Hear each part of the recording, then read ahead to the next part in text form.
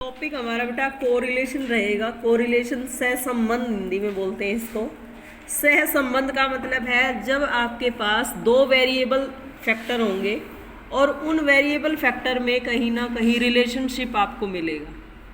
इससे पहले आपने माइक्रो इकोनॉमिक्स में डिमांड और प्राइस, सप्लाई और प्राइस के बारे में पढ़ा होगा। लॉ ऑफ सप्लाई पढ़ा है, लॉ ऑफ डिमांड पढ़ा है। तो लॉ ऑफ डिमांड हमें क्या कहता है कि जैसे जैसे किसी चीज़ के प्राइस ज़्यादा होते हैं उसकी डिमांड कम होती चली जाती है। क्लियर है? यानी कि इनवर्स रिलेशनशिप होता है डिमांड में और प्राइस में। उनके बीच जैसे अब हम कह रहे हैं कि इनवर्स रिलेशनशिप है, तो वो रिलेशनशिप क्या है? वो कोरिलेशन है जो एक दूसरे को जोड़ता है किसी चीज़ के रिलेशन के माध्यम से, वो कोरिलेशन है। यहाँ हम उस चीज़ को न्यूमेरिकल फैक्टर में कैलकुलेट करेंगे, वहाँ हमने केवल इसको थ्योरेटिकल पढ़ा है। ऐसे ही लॉ ऑफ सप्लाई हमें क्या बताता है कि जैसे जैसे किसी चीज़ के प्राइस हमारे लिए हाई होते हैं उसकी सप्लाई भी ज़्यादा होती है। ऐसा होता किस लिए है? सप्लाई जो होती है वो कोई भी प्रोड्यूसर करता है, जो कोई वस्तु बनाता है सप्लाई केवल वो करता है। ठीक है? तो वो क्या चाहेगा कि जब वस्तु की कीमत ज़्यादा होगी तो सप्लाई ज़्यादा की जाए, यानी कि ज़्यादा कीमत पर ज़्यादा बेचा जाए एक तरीके से। और लॉ ऑफ डिमांड में क्या होता है? जो डिमांड होती है वो कस्टमर करता है। ठीक है? तो एज ए कस्टमर आप हो, जैसे मान लीजिए आप कस्टमर हैं, तो आप क्या चाहेंगे कि मुझे कम कीमत पर ज़्यादा सामान मिले, यही चाहेंगे। जब उस चीज़ की कीमत बढ़ जाएगी तो आप क्या करेंगे? उसकी क्वांटिटी को कम कर देंगे। तो ये इनवर्स रिलेशन है लॉ ऑफ डिमांड में और पॉजिटिव रिलेशन है लॉ ऑफ सप्लाई में। क्लियर है यहाँ तक? उसके बाद इसने पॉजिटिव और नेगेटिव कोरिलेशन दे रखा है जो अभी मैंने आपको बताया है। ठीक है? पॉजिटिव और नेगेटिव का इसने एग्जाम्पल भी दिया है। देखो, पॉजिटिव और नेगेटिव की टेबल आपके सामने रहेगी। जैसे एक्स है और वाई है, दो वेरिएबल हैं।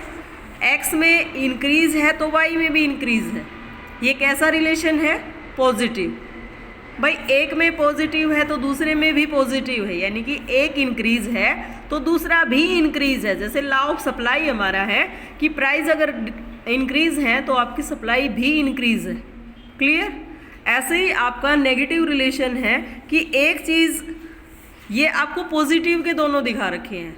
टेबल एक जो है आपकी वो पॉजिटिव दिखा रखी है कि एक चीज़ घट रही है तो दूसरी भी घट रही है, वो भी पॉजिटिव है। अगर एक चीज़ बढ़ रही है तो दूसरी बढ़ रही है, वो भी पॉजिटिव है। और इनवर्स रिलेशनशिप में क्या हो जाएगा? एक बढ़ रही है और दूसरी घट रही है, और दूसरी बढ़ रही है तो उसके सामने वाली कम हो रही है, यानी कि एक बढ़ेगा तो दूसरा घटेगा और दूसरा घटेगा तो वो बढ़ेगा। Inverse relationship. क्लियर है? इसके बाद इन्होंने लीनियर और नॉन लीनियर कोरिलेशन दे रखा है। लीनियर एक रेखीय होता है, ठीक है, एक रेखा में आता है, सीधा एक सीक्वेंस में आता है। और नॉन लीनियर में क्या होगा? बिखरे हुए डाटा आपके पास होंगे, जैसे एक डॉट यहाँ आ जाएगा, दूसरा यहाँ आ जाएगा, एक सीक्वेंस नहीं बनेगा मीन्स उसका। ठीक है? लीनियर में क्या रहेगा? एक सिंपल रेखा आपके पास आ जाएगी। जैसे इसने दिया है कि लीनियर में 5, 10, 15, 20, 25, 30 और 35, ये सारे आपके एक सीक्वेंस में आ जाएंगे क्योंकि इनमें 5-5 का गैप आता जा रहा है। इसके आगे वाला देखो, नॉन लीनियर में 3, 7, 12, 18, 25, 35, 45, इनमें सेम गैप नहीं है। ये क्या होंगे? बिखरे हुए डाटा आपके पास आएंगे और ये एक सीक्वेंस में आपके पास नहीं आएंगे। ठीक है? तो ये आपका क्या हो जाएगा? Non linear. Simple correlation, multiple. Simple correlation जो आपका दो चीज़ों के रिलेशनशिप को दिखाता है, मल्टीपल दो से ज़्यादा के रिलेशनशिप को दिखाता है। क्लियर है? उसके बाद इसकी डिग्री गिवन है आपको, परफेक्ट कोरिलेशन और perfect positive, perfect negative, absence of correlation. ये सभी अगर आप डायरेक्ट जाके, ये जो आपका ग्राफ गिवन है यहाँ देखो, यहाँ आपको केवल नाम पढ़ने में आ रहे हैं कि आपका पॉजिटिव भी होता है, नेगेटिव भी होता है। जब आप ग्राफ के माध्यम से इसको देखेंगे तो ग्राफ में आप देखो, फर्स्ट है आपका परफेक्ट पॉजिटिव जो 0 से स्टार्ट होके प्लस की तरफ जा रहा है, ऊपर दिखाई दिया। दूसरा आपका है परफेक्ट नेगेटिव जो y से स्टार्ट होके और x की तरफ आ रहा है, यानी कि 0 उसने छोड़ दी है।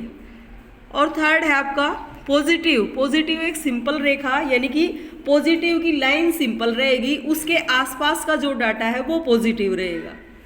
उसके बाद नेगेटिव, सीक्वेंस नेगेटिव का रहेगा, उसके आसपास के जो डाटा है वो आपके नेगेटिव को शो करेंगे।